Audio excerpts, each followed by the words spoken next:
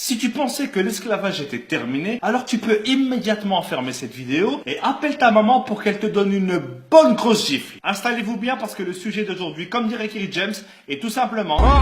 Aujourd'hui, on va parler du franc CFA. Alors déjà, première blague. CFA, ça veut dire colonie française d'Afrique. Je sais pas si vous vous rendez compte, ils ont une monnaie qui porte comme nom colonie. Ils auraient très bien pu l'appeler ferme-la et donne-moi tout, ça aurait été pareil. Mais il y a quelques temps, ils se sont dit, c'est vrai que colonie française, ça se fait pas. C'est un peu chmette, quoi. Et du coup, ils ont décidé de changer. Et maintenant, ils appellent ça coopération financière d'Afrique. Alors là, je dis bravo.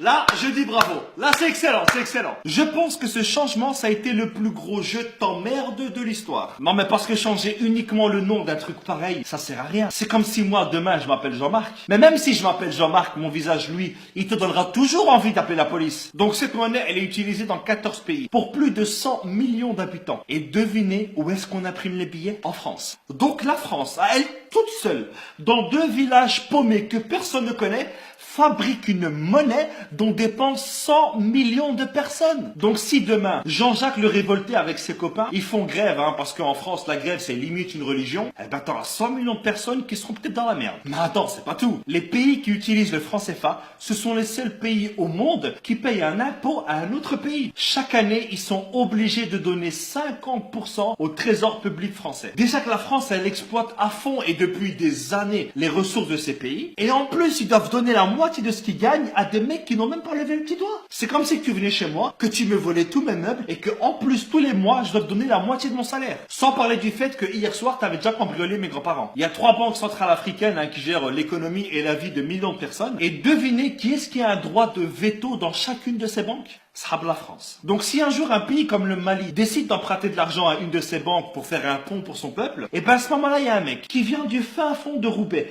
que personne ne connaît, qui ne parle même pas la langue du pays, et ben il a le droit de dire... Le slogan de la France, ça devrait être maintenant...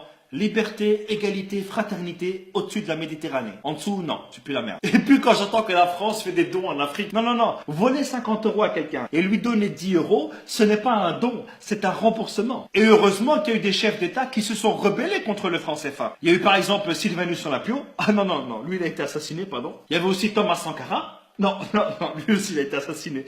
Non. Il y a aussi Modibo Keïta.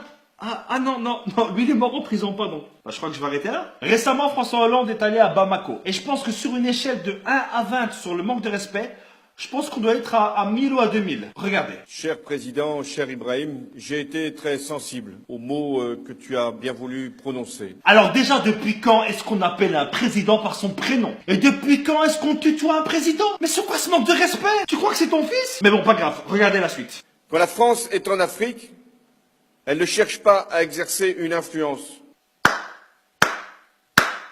La France ne cherche pas à influencer l'Afrique, mais la monnaie de ces pays, la colonne vertébrale d'un pays, dépend entièrement de la France. Non mais là j'en ai marre, il se fout vraiment de notre gueule ce mec. Elle ne cherche pas à peser sur les choix politiques d'un pays. Quoi? Combien de chefs d'État africains ont été destitués par la France? Et encore moins à capter ses ressources. Non, c'est bon, je me tire, c'est bon.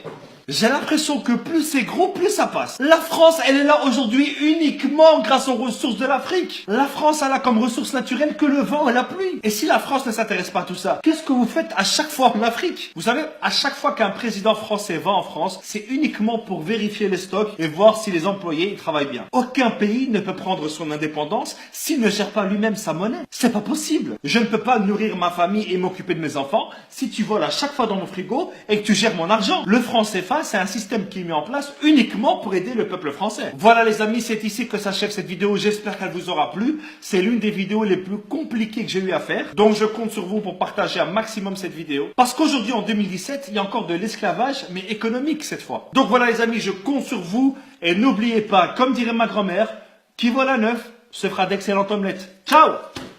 On oublie seulement une chose, c'est qu'une grande partie de l'argent qui est dans notre porte-monnaie vient précisément de l'exploitation depuis des siècles de l'Afrique. Pas uniquement, mais beaucoup viennent de l'exploitation de l'Afrique.